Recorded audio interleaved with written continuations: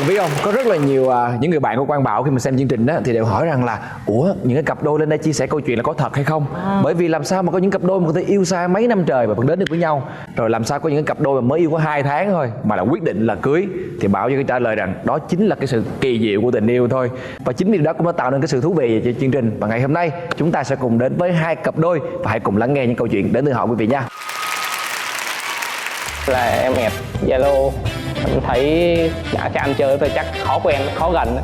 Đi thì cũng như mấy cặp khác thôi, cũng phải thuê phòng. Rồi có làm ăn gì không? Biết đâu làm chị. Thạo rồi vẫn có mà không dám làm. Mình thì cứ nằm chờ hỏi không thấy làm gì. Và bây giờ chúng ta sẽ đến với cặp đôi đầu tiên của ngày hôm nay quý vị nha. Xin mời. Rồi mời hai em ngồi. Xin mời hai bạn giới thiệu về mình đi. Em là Đinh Thị Kim Lê, em năm nay 22 tuổi. Hiện tại đang là nhân viên văn phòng của công ty Bitit, đang sinh sống tại Biên Hòa. Em là tên là Trần Văn Khôi, tuổi em là 26. Em là nhân viên văn phòng công ty xe máy của em sống tại Biên Hòa. Rồi hai người làm công việc không liên quan gì với nhau hết. Dạ công ty em trước công ty anh. Tại vì ăn cơm trưa gặp nhau hay sao? Dạ không, gặp qua bạn thôi. Anh mới giới thiệu xong mới hỏi em: Lê ơi, em có người yêu chưa? Em bảo là hồi trước em có mà bây giờ em không có nữa. Anh mới bảo là thế anh giới thiệu bạn anh cho nha. Nói thì cứ thử xem sao. Nói nhưng mà anh nói trước nhà bạn anh hiền lắm, trước giờ chưa quen ai bao giờ. Em bảo ôi anh cứ bảo vậy, quen biết bao nhiêu em sao mà anh biết được. Bạn em nó bảo là con nhỏ làm chung công ty, được ta làm mai cho mày. Không em cũng liều, em bảo chứ cho số điện thoại. Là em add Zalo, rồi em vô em coi hình, em thấy đã cho anh chơi tôi chắc khó quen, khó gần. Ăn chơi. Ấn tượng là thấy ăn chơi rồi. Nhìn trong hình đó hả? Bảo thôi chắc quen thử thôi. Đến ngày hẹn á, thì ngày hôm đấy em nghỉ nửa ngày làm á, xong em đi tập gym để tự tin với chị. Bình thường có tập không? Có rồi. Em tập 2 năm rồi. Dạ bữa đó tập thêm lên lên. Những ấn tượng đầu tiên khi mà gặp bạn hay gái em thì em thấy như thế nào? Dữ chị.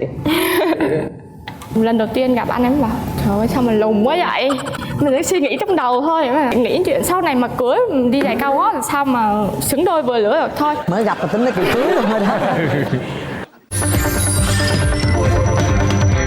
Chắc tầm cuối tháng 10 đó là em nói anh hay là mình đi chơi đi. Em rủ. Em rủ luôn. Thế này ông bảo là đi đâu em? Nói đi Vũng Tàu đi. Ông hỏi đi Vũng Tàu nữa. Thì cũng được, kiểu ông cũng đang ái ngại á. Thế là cũng đi chơi mà lúc đó là chưa ai nói với ai là quen nhau đâu.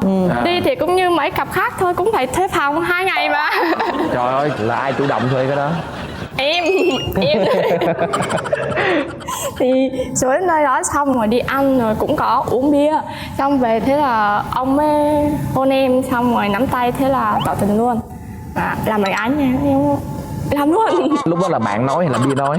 Chắc bia nói mà em cũng bia trả lời luôn. Ủa rồi tỏ tình rồi đó hả? Dạ vâng, tỏ tình rồi. Rồi có làm ăn gì không? Biết đâu làm chị, biết đâu làm chị.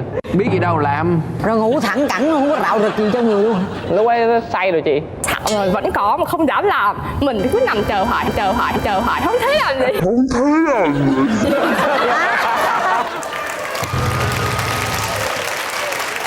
Trời ơi, công tình người ta đặt phòng rồi người ta ép đi nhậu cho nó tê tê, cuối cùng ngủ luôn. Rồi còn đêm thứ hai thì sao? Đêm thứ hai cũng vậy anh.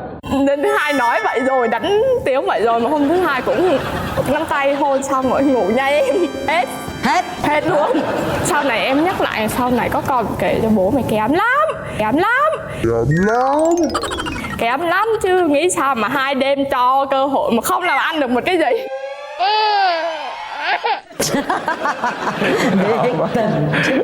Không, nhưng mà đó là kỷ niệm vui luôn á đúng không? Rồi sau đó là bây giờ các bạn mới tính ra là mới với nhau hơn nửa năm thôi hả? Đúng rồi. Còn câu chuyện gì dở khóc dở cười với hai bạn nữa không? Dạ có.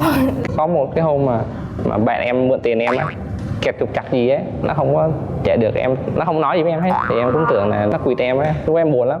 Tại tiền em bòn tiền để mua xe á, xong rồi nói chuyện với Lê, thì Lê bảo để em giải quyết cho, thế là Lê cũng liều giấu em. Cái hôm đấy thì đang uống trà sữa, xong rồi tự nhiên đùng cái đòi về, xong rồi bảo em ra đây có chuyện xíu, thì em cũng bảo thôi về. Thường là em đi trước, mà hôm đấy không biết sao mà em đi sau. có linh cảm tốt nên em đi theo. Thần linh mách bảo ha. Bạn đi cận mà cho nên nhìn thấy đằng sau đâu thấy đâu. Rồi đi theo xong rồi em đứng ngoài ấy, em thấy bạn vô cái em đứng ngoài em gọi điện thoại. Sao em gọi 2-3 lần nó không bắt máy. Rồi em đứng đợi ngoài ấy, đợi ngoài xong rồi sôi em gan sôi ruột luôn á. em thấy mà em không làm được gì hết. Tại em để xem thanh như thế nào. Xong rồi lúc bạn đi ra ấy, em chạy từ dưới sau lên em nói em xong giật mình em bảo ra đây là có chuyện. Em mới hỏi mượn một cái người bạn thì cái anh này trước anh có thích em anh có nhắn tin mấy lần thì anh này anh đọc được tin nhắn anh bảo là cảnh cáo nha, cấm nha, không được trả lời tin nhắn nha. Thế là em mới giấu anh em đi mượn tiền thì anh đồng ý cho em mượn thì mới gặp nhau ở quán cà phê thì thấy điện thoại gọi liên tục em mới tắt máy luôn không nghe nữa. Thế là em sau một hồi em cứ thấy sợ trong người ấy mà dạ thôi anh ơi giờ em không có cần tiền nữa em xoay được chỗ khác rồi. Thế lúc đó mình sợ không biết linh tính đó chị. Thế là mình vừa đi ra khỏi cổng ông chạy lại em đi lại đây với anh lại phải nói chuyện. Thế là ông bắt đầu mặt ông sương sổ nước mắt ông chảy ra mà ông vẫn quát mình nói tại sao em làm như vậy, em làm cái trò gì vậy. Em chỉ muốn mượn tiền cho anh giải quyết xong vấn đề này, bạn anh mượn từ từ nó chả không có vấn đề gì hết á. Thế là em nói là nhưng mà thấy anh như vậy tôi không có mượn cô như vậy. Thế là ông đi về ông để em mình đó luôn. Lúc đó người bạn kia thấy không? Không thấy thì nó hốt luôn rồi. Mà em cũng hay quá ha, hết người mượn đi mượn người đang đeo đuổi mình để mà lấy tiền cho bạn trai mình mượn. Hay một ý tưởng rất táo bạo. Được. Hôm đi Vũng Tàu về thì đăng hình lên thì gia đình anh thấy hình. Tại vì gia đình anh theo đạo Thiên Chúa mà em thì lại không. Lúc đầu bà nội anh cũng không có đồng ý đâu, bảo là thích người trong đạo cơ. Nhưng mà anh ấy lại nói với ba mẹ là cuộc sống của mình là tự mình quyết định á. Tụi con bây giờ cũng lớn thì không phải lớn hẳn nhưng mà có khả năng tự giải quyết được những vấn đề của mình xảy ra rồi. Thì anh cũng có nói với em những vấn đề đó thì em bảo là vậy cũng được, từ từ nói bố mẹ sau. Thế là lần đầu tiên anh đem em về gia đình anh gặp mặt thì ăn uống, bố mẹ anh thì cũng dễ nhưng mà ông ấy chủ quan, ông ấy đưa em về nhà xong rồi cứ tưởng là em giải quyết được hết mọi thứ. Ông để em đó ông đi cắt tóc để em nói một mình. Xong rồi ba anh có nói chuyện với em về chuyện vấn đề hôn nhân á, ví dụ như mình cưới nhau rồi thì không có chuyện là ly hôn á, tại vì bên đạo Thiên Chúa người ta không chấp nhận. Mà tại vì bên gia đình anh á, cũng có nghe qua gia đình em hồi trước là ba mẹ ly hôn từ bé, cho nên là người ta sợ cái sự ảnh hưởng đó nó dẫn tới em. Sau này ví dụ như em thì suy nghĩ không hợp nhau nữa hoặc là cảm thấy khổ quá gì đó thì mình ly hôn đi á. Ba của ảnh Đúng rồi có nói chuyện thì em cũng hơi chạnh lòng thôi, mình đâu có suy nghĩ gì đâu, mình hơi chạnh lòng nhưng mà mình không có trách người lớn được. Thì lúc đó anh về em mới ăn vạ, anh nói sao anh ơi, tại sao anh đưa em đến nhà mà anh lại đi như vậy. Thế là em ngồi khóc. Mà lúc mà bạn nghe bạn nữ tâm sự vậy bạn nghĩ gì? Thì em cũng không có lường trước được cái việc đó, buồn về vấn đề đấy đó. Xong ba em mới nói ra thôi chứ ba không có ý gì hết. Vậy bây giờ cuối cùng thì đã giải quyết được cái vấn đề về xong hết rồi, là bây giờ em đang trong quá trình đi học đạo, đến tháng 8 chụp hình cưới và tháng 9 là cưới. Vậy thì gia đình cũng Gia đình bên em cũng không có ý kiến gì đúng không? Mẹ em thì bảo là bom nổi chậm thôi, đẩy được chừng nào hay chừng đó. gia đình em thì không có ý kiến gì hết. Dạ vâng, đúng rồi. Bên đây thì giờ cũng giải quyết được cái chuyện đạo là đi học giáo lý Dạ rồi vâng, nên là đi học em giáo lý. xuôi. Hai bạn có kế hoạch gì cho hôn nhân chưa? Dạ rồi, tụi em thì cũng có tư tưởng là xác định yêu và cưới. Ai là người đề xuất chuyện đám cưới trước? Em Quen bao lâu hay quen bao lâu mà quyết định cưới lúc đó? Quen được 6 tháng. 6 tháng. Em nói sao? Em đề nghị gì sao? Em bảo là anh giờ anh cũng 26 rồi, mình yêu mình cưới cho nó. Anh yêu cưới mà anh đâu có bỏ đâu đó. Thế giờ anh tính sao? Nói anh chưa biết mà. Thế để em tính dùm luôn nha. Thế là em lên kế hoạch luôn.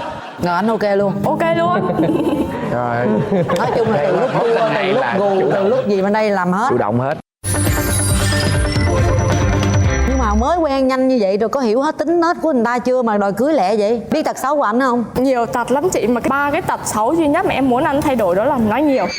Nãy giờ thấy đâu có nói gì đâu trời. Không, tại mình không phải là ai em cũng nói được. Đúng đài mới ra đúng đài mới phát. Nhiều khi em thấy bạn em mệt á, buồn á thì em cũng hay nói chọc vui thôi. Mà tới ta mệt thêm đâu thấy vui mà kiểu như lúc đấy tâm trạng mệt rồi căng thẳng công việc thì quay lại vui. chửi mình luôn, chửi mình xong còn bạn tật mình xấu nói gì nhiều. nữa không em? Tật xấu tin người quá, thật thà quá. Còn cái thứ ba nữa là cái suy nghĩ nó đừng có đơn giản quá. Ông ấy giống như là ông chỉ biết là máy móc thôi chứ ông không có biết suy nghĩ kỹ á.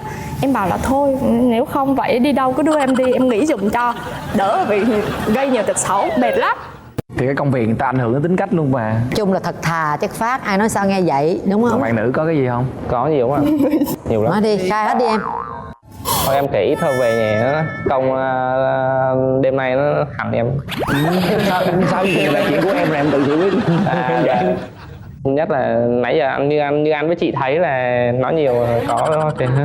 Tật xấu thứ hai là đi xe thì ngồi sau ôm em rồi này, xong đầu ti em nhéo Đâu vú. mà em đâu chống cự được. Tôi nghe rồi còn thấy tội nữa đó.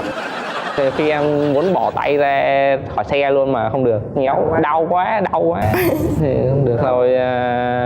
Đòi ăn đêm. Em ở nhà mà 11, 12 giờ nhắn tin em thèm ăn này quá, em mua không ăn giật tắt điện thoại, tắt Zalo, khóa hết. Xong em phải lần tập em chạy xuống đưa đồ ăn mới chịu mở. Nói chung là các bạn cũng hiểu nhau, tật xấu cũng có rồi đó. Thôi bây giờ các bạn mong muốn đối phương thay đổi cái gì thì để mình giải quyết nó trước khi mà mình kết hôn. Thực ra thì là anh cũng là thuộc vào tiếp người mà em hướng tới sau mà khi mà mối tình thứ nhất nó không được tốt đẹp cho lắm thì em cũng nói là thôi anh cứ như vậy thôi, đừng có khôn hơn em mệt lắm, em chỉ vậy thôi. Ý là nó ngu quá. Vậy em muốn bạn em thay đổi điều gì? Có bạn em thì bớt cằn nhằn đi xíu rồi hiểu em hơn, rồi biết chăm lo cho gia đình, với lại đừng có lười quá. Phụ nữ mà người ta càm ràm là bình thường bạn. Dự định trong tương lai, hai bạn có dự định gì trong tương lai sau khi mình kết hôn không? Chưa có thông tin chính thức nhưng mà giống như là mình cũng chia sẻ luôn một điều là mình giống như là mình cái khả năng mà sinh sản của mình á, có thể là không có ấy. Vì do sức khỏe của mình từ bé mình yếu rồi ấy chị, thì cái này là gia đình mình cũng biết, mình cũng có nói với anh rồi. Thì anh bảo là nhận con nuôi em đấy, nhận con nuôi nữa mà. Thì lúc đó anh không nói gì nhưng mà sau này thì kiểu gì anh cũng có chuyện, anh cũng lôi ra anh nói, anh nói không, tính anh không có như vậy. Em mới hỏi lại thế bố mẹ anh thì sao, nói ba mẹ anh là chỉ cần có trẻ con là được rồi, còn mình đã nhận về làm con là ông bà yêu thương hết rồi. Thì em cũng thấy mừng. Bên đạo em thì con cái là do Thiên Chúa ban cho, thì nếu mà Chúa muốn thì Chúa cho, còn không thì mình cũng chịu thôi, mình đâu có làm được gì. Còn nếu mà mình mà thật lòng muốn ấy, thì cứ cầu xin là sẽ được thôi. Nói chung là cũng chưa hẳn vậy, sức khỏe bạn yếu thôi nhưng mà nhiều khi thì cũng vẫn có thể được. Còn không thì con nuôi vẫn tốt thôi, mình yêu thương con thì lớn lên nó cũng yêu thương mình. Hai bạn cũng phải cần hiểu nhau hết rồi thì mình hiểu hết cái tật xấu của nhau. Nhưng mà thật sự bây giờ chịu đựng được, nhưng mà sau này cuộc sống nó nhiều thứ rắc rối, chưa chắc mình sẽ chịu đựng được. Những lúc mình bực bội, khó chịu trong người.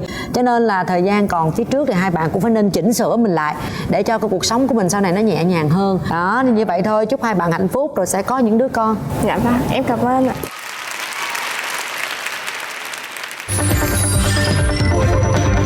Tính bạn em thì thích quà, nhất là hoa.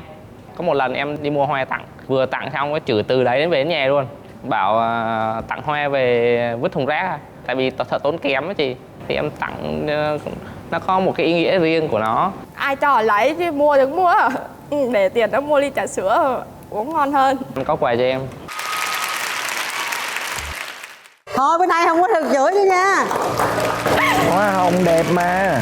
Anh tặng em. Những tháng ngày vừa qua thì mình đã có những phút giây cãi vã, hay là nhiều khi mình chưa hiểu nhau, thì anh mong sau này sau khi cưới về thì mong em hiểu anh hơn và luôn yêu anh nhiều hơn. Xíu nữa về nhớ bù lại tiền bó hoa nha. Rồi chúc hai bạn hạnh phúc nha. Dạ. Bó hoa rất nhiều ý nghĩa trong cái ngày vui này. Đó là kỷ niệm của hai bạn. Chúc hai bạn hạnh phúc. Dạ vâng, em cảm ơn. Mời hai bạn tiến lên nhận quà. Và ngay bây giờ sẽ là vòng xoay may mắn của chương trình. Các bạn sẽ có cơ hội nhận về một trong những phần quà sau. Đầu tiên là một chiếc Smart TV 32 inch trị giá 4.690.000 đồng đến từ Akino, tinh hoa công nghệ thăng hoa cảm xúc. Một thẻ xem phim của Cinebox trị giá 1 triệu đồng. Một suất chụp ảnh cưới trọn gói đến từ thương hiệu Allen trị giá 15 triệu đồng. Một voucher quà tặng khuôn đúc tay tình yêu của Mom and Baby Casting trị giá 2 triệu đồng và 3 bình sữa Thần Thánh của chương trình. Xin mời các bạn.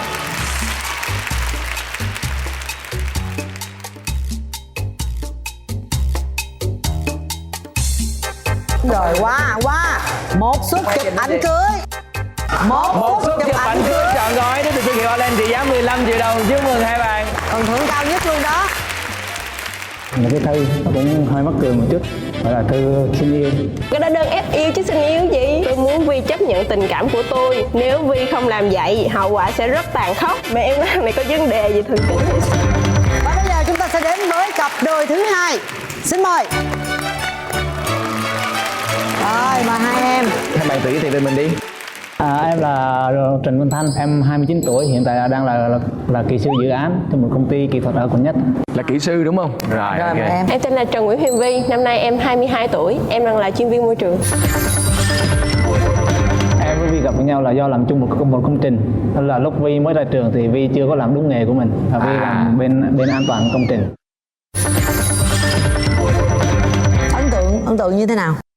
Thì cái lúc đầu tiên mới gặp đó là em đi bữa đó cũng là hơi trễ, thì em chạy gần tới công trình rồi thì mới gặp bả. Lúc đầu là chưa biết, nhưng mà nhìn qua cái áo công ty thì em cũng có biết mình đi trễ rồi, mình gặp bả thì mình cũng kéo ga lên, mình chạy mình qua mặt bả. Thì được một hồi cái bả từ đâu bả lại kéo ga lên và lại qua mặt mình. Đua xe với nhau hả? Thì đó em cũng thấy là lúc đó là cũng khá ấn tượng à. Tiếng là cũng tới 2-3 lần đó, bả cứ qua mặt mình, mình cứ qua mặt bả. Chung công ty nhận ra áo công ty rồi, thì sao không đi cặp chi chung cho vui? Thì lúc đó là chưa quen biết nhau mà hai người lại đi 2 xe máy khác nhau. Trong quản lý công trình đó là có 4 người, trừ em ra là còn lại 3 người. Thì ảnh là người duy nhất em không hề nhớ mặt. Ai em cũng nhớ, ai cũng nói chuyện. Còn anh ta là người riêng một góc trời đó, giống như là tự mình sống những cái thế giới riêng của mình. Đời như sương khói mơ hồ trong bóng tôi vẫn chơi vơi riêng một góc trời. Có ấn tượng của em về bạn gái em là như thế nào? Hơi cá tính, năng động. Lúc đó em đang làm việc kiểu như làm việc trên máy tính á, thì ngồi một chỗ làm việc thôi, rất là im lặng. Cô này vào cái là tự nhiên ồn ào. Vậy thì làm sao mà hai người yêu nhau? Bao lâu sau mới yêu nhau? Ai tỏ tình với ai trước? Mặc dù là làm việc riêng nhưng mà lúc mà đi ăn cơm á, thì thấy bà cũng buồn, mình cũng chở bà đi ăn cơm, kiểu như nói chuyện cũng chọc qua chọc lại. Lúc đó bản thân em là xem có giống như là một người bạn thôi, một người em, thì nói chuyện cứ lâu dần cho tới ngày lúc mà em chuyển đi công trình khác á. Bữa đó cái mình cảm thấy mình hơi nhớ bà, hơi nhớ bà, bắt đầu mình mới suy nghĩ một thời gian, xong bắt đầu mình mới quyết định nhắn tin cho bà, tại vì mình sợ là mình không nhắn tin thì sẽ mất cơ hội. Coi như là em quyết định tỏ tình. Lúc đó chưa phải, lúc đó kiểu như mình bày tỏ cái Tình cảm. tình cảm của mình thôi, còn cô ấy đó nhận hay không thì chưa biết nữa. Rồi em nhắn làm sao? Nói chuyện điện thoại, nói chuyện điện thoại mà nói nhiều lắm em không có nhớ. Rồi Vậy đến thì lúc nào chính thức mới là quen Tỏ nhau? tình nhau, quen nhau, Dạ, quen nhau. anh nói với em á là khi Tết Tây anh về á, anh sẽ chính thức tỏ tình với em, anh sẽ nhận câu trả lời từ em.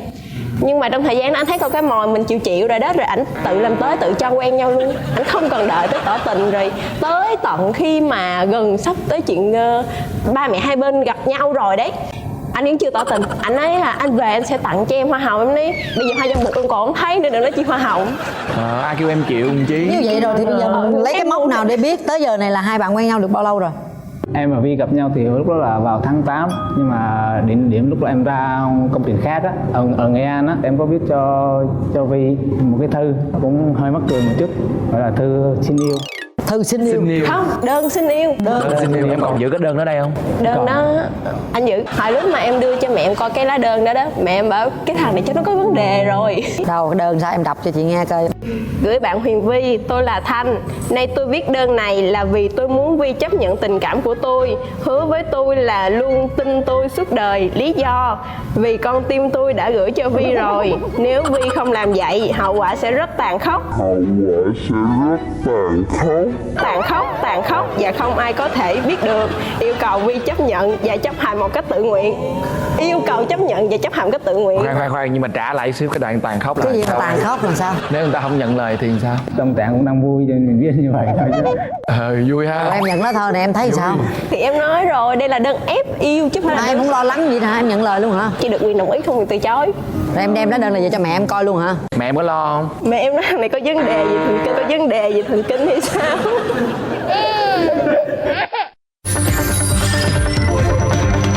Có nhớ nụ hôn đầu tiên không? Nụ hôn đầu tiên em là nó lãng mạn, giống như là trong phim vậy đấy. Hai đứa nắm tay nhau dạo trên biển. Hôm bữa đấy là bờ biển đêm, trời trăng vằng vặc, sáng rực lên, đẹp ơi là đẹp. Cái anh ta nhẹ nhàng, cái anh ta nắm tay em, ta hôn em. Hai đứa đang hôn say đắm, cái bảo vệ biển tới rọi đèn. Rồi làm sao? Hai Cảm đứa giác buông ra cái bảo vệ biển đi qua, cái hai đứa lại hôn lại. Vậy là có ông bảo vệ biển chứng minh cái tình yêu của hai em trong một cái đêm biển vằn vặt là quá đẹp rồi. Gia đình hai bạn biết mối quan hệ của hai bạn chưa? Dạ biết rồi ạ. Có gia đình có phản ứng như thế nào? Vi và một số người bạn của về nhà em chơi á, thì mẹ em rất là thích. Tại vì cái cách nói chuyện của Vi rất là vui, nói chung rất là dễ chiếm tình cảm, mẹ em thích. lúc mẹ em gặp anh chàng thần kinh này thì sao? Cũng thần kinh lắm anh. Cái ngày đầu tiên ảnh vào nhà em, cái mẹ em có mời ảnh là con. Mẹ em thì nhiệt tình lắm, mẹ em nói là canh còn miếng thôi, con ăn hết đi Thanh. Thì đáng lẽ người ta phải múc canh ra chén rồi người ta húp từ từ, không Bưng cái tô luôn. bờ nguyên tô húp luôn, nhiệt tình lắm. Em giống như kiểu là cũng ở nhà thường là như vậy. Tự nhiên thoải mái mà Dạ, quá tự nhiên sao thoải ăn mái. hết được rồi.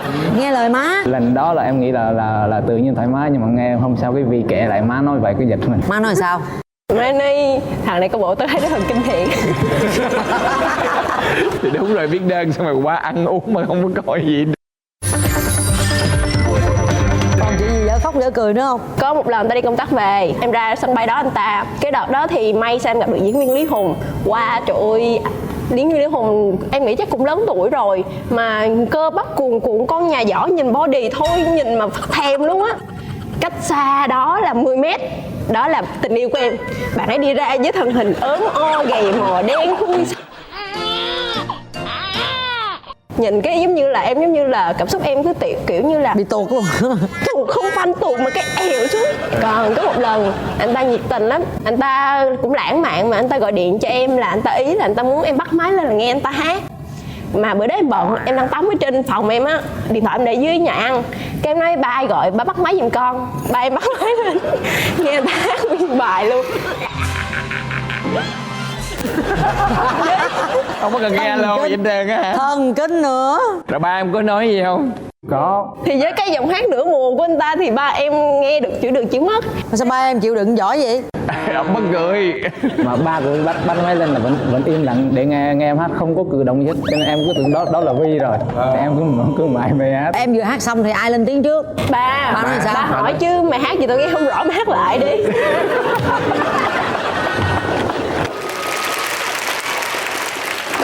Là lúc đó em đã có về nhà Vi rồi, ba Vi có biết em rồi. Mà anh tỉnh lắm, cái hôm sau cái mẹ em chọc, mẹ em mới nói là hôm bữa nghe nói hát gì hát lại con nghe coi. Cái em đi, cô nói là con hát thiệt đó nha. Cái con hát đi, vậy mà ông hát thiệt luôn. Hát lại cho mẹ em nghe nữa. Đâu bữa nay em hát lại cho mọi người nghe. Hát bài gì vậy? Bữa hát bài gì vậy?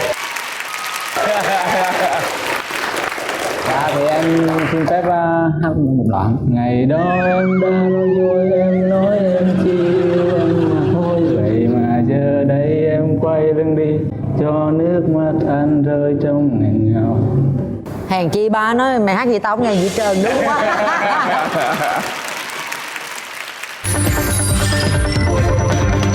Rồi sao? Rồi bây giờ hai bạn đã có kế hoạch gì cho tương lai của mình chưa? Hai đứa em đã lên kế hoạch với là có sự giúp đỡ của ba mẹ nữa thì đã lên kế hoạch cụ thể luôn rồi. 15 tháng 7 là đám cưới bên nhà gái, 21 là đám cưới bên nhà trai. Vậy là gần kế bên luôn rồi, mọi thứ chuẩn bị xong hết chưa? Còn khó khăn gì nữa không? Thì mọi thứ cũng tương đối là vào ổn định rồi. Lấy nhau về rồi ở đâu? Dạ trước mắt thì tụi em sẽ ở nhà ba mẹ của em để thuận tiện cho công việc của hai đứa. Nhà anh thì ở xa. Khi mà hai đứa tiến tới với nhau á, khi mà xin phép gia đình hai bên á, gia đình bên em á thì rất là khó khăn. Tại vì một phần là em nhỏ tuổi và anh ta rất là nhiệt tình. Lúc đó là anh ở ngoài Quỳ Hợp nên là anh chỉ xin phép ba mẹ em qua điện thoại thôi. Ngày nào anh ta cũng gọi điện xin mẹ em hết. Cô ơi gả con cho Vi, gả Vi cho con đi cô ơi gả Vi cho con đi cô ơi gả Vi cho con đi cô. Kể thì kể vậy nhưng mà thuyết phục và phải có đủ lý lẽ. Vậy là bà này kể chuyện linh tinh nè.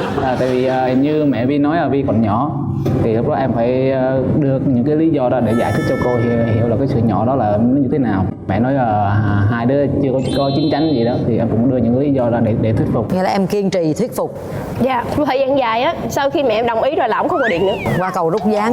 Thì tới dịp lễ vẫn nhắn tin hỏi thăm. bây giờ hai người hiểu hết tính nết nhau chưa, mà mong muốn đối phương thay đổi điều gì? Cái em mong muốn ảnh là anh tăng cân lên tí. Sao muối Lý Hùng nào? Hồi trước thì có những vài tính xấu nhưng mà em nói là anh sửa đổi, ví dụ như là ảnh chơi nhiệt tình với bạn bè quá trớn thì em cũng nói đến rồi. Còn thật sự là ảnh đúng là mẫu người yêu lý tưởng từ trước cho em mong muốn. Anh rất là quan tâm em, rất là thương yêu, nói chung là để ý hết tất cả mọi cảm xúc của em, tất cả mọi thứ. Còn em muốn bạn gái thay đổi điều gì? Cái lúc đầu mà gặp Vi á thì lúc đó Vi cũng đang là buồn về một chuyện cũ. Từ đó về sau á, kiểu như là cái suy nghĩ của Vi nó cũng có gì đó nó màu đen, thì em cũng đã giải trình nhiều lắm rồi. Mà mong muốn của em lớn nhất đó thì nói chung là đang cố gắng giúp Vi để thay đổi cái cách nhìn cuộc đời, cho nó lạc quan lên, màu hồng lên. Quãng đời của em còn rất dài và bây giờ em chọn anh ấy là trong cái bước đường từng bước của em là có một người đàn ông mà em lựa chọn, người đàn ông mà em cảm thấy là tuyệt vời. Nãy giờ em chia sẻ đó, không muốn anh thay đổi điều gì, người đàn ông đó bên cạnh em nữa thì vẫn bước chắc em đi từng bước, cho nên là còn nhỏ mình suy nghĩ cho mọi thứ nó lạc quan lên. Ha, cuộc đời đẹp lắm em, thoải mái, yêu thương, xây dựng hạnh phúc của mình, đúng chưa? Chị nghĩ với một người đàn ông cũng điềm đạm và đủ sức thuyết phục được ba mẹ em nữa thì có thể là một cái bờ vai vững chắc cho em. Chúc mừng hai em hạnh phúc ha. Ngày cưới gần rồi, đâu còn gì nữa để lo tính gì nữa. Rồi, chúc mừng hai em nhiều. Hôm nay đến với chương trình đây cũng một cái dịp rất là đặc biệt. Thì có chị Cát Tường, anh Quang Bảo với tất cả quý vị khán giả đây thì em cũng có một món quà muốn gửi cho Vi. Thì em xin phép kể cho tất cả các anh chị đây một câu chuyện. Thì trong truyền thuyết thì có một anh chàng nọ, thì lúc mà cầu hôn cô gái thì không tặng nhẫn mà lại tặng đồng hồ. Thì em nghe một người kể cho em nghe, thì ý nghĩa là muốn dành cả thời gian của anh ấy cho cô ấy. Thì hôm nay em muốn chứng minh cái đó là không phải trong truyền thuyết nữa, như là có thật.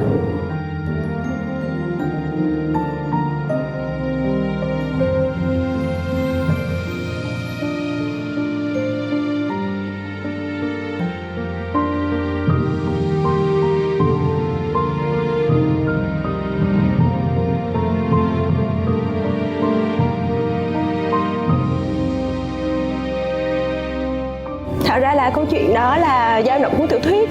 Em kể cho anh nghe thì em kể với dạng là chia sẻ thôi. Em không ngờ là anh sẽ làm cho em.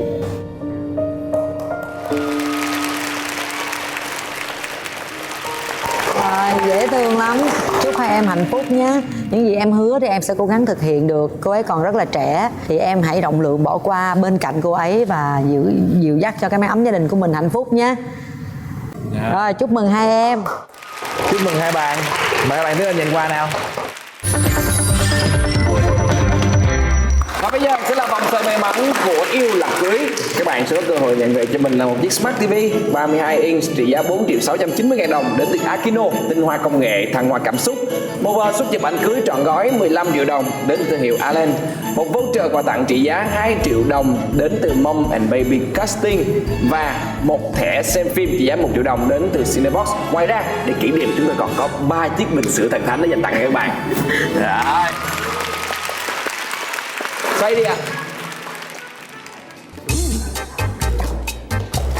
Nếu núi dễ sợ. Quay đường vòng mà được. Chương trình này không có khó đâu.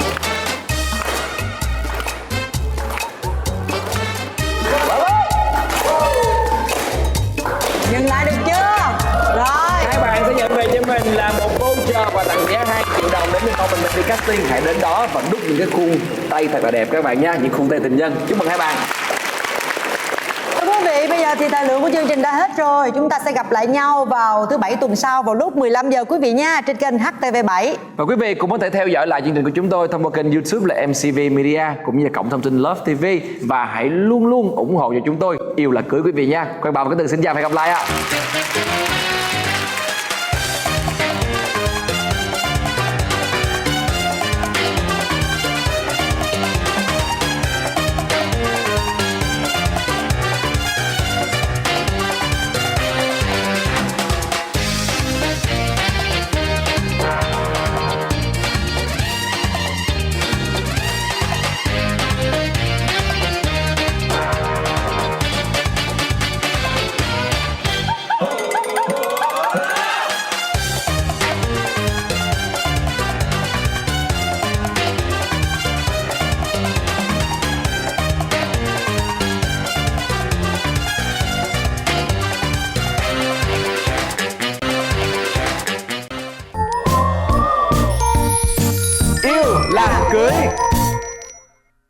Em thấy bạn này chịu cho nắm tay rồi nên là em đứng cái đằng sau, qua bạn này từ sau luôn.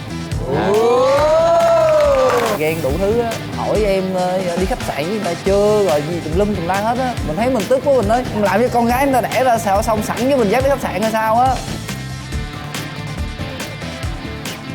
Hãy đến với Yêu Là Cưới vào lúc 15 giờ thứ 7 hàng tuần trên HTV7.